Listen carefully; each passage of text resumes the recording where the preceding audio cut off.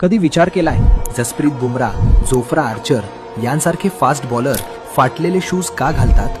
तर यामागे एक महत्त्वाचं कारण आहे. जेव्हा एखादा फास्ट बॉलर ताशी 140 ते 150 किलोमीटर वेगानं बॉल फेकण्यासाठी धावत येतो आणि डिलिव्हरी स्ट्राईड घेतो, तेव्हा त्याच्या शरीराच्या वजनाच्या 5 पट जास्त भार त्याच्या पायांवर येतो. बॉल फेकताना पायाचा अंगठा वारंवार शूजच्या पुढच्या भागाला जोरात आदळतो.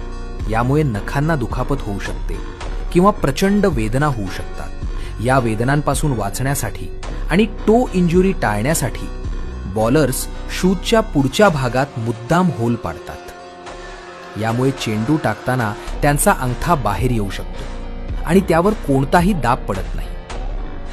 तुम्हाला हे केव्हा समजले? कमेंट करा आणि अशाच क्रिकेट कंटेंटसाठी तुमच्या भावाला फॉलो नक्की करा.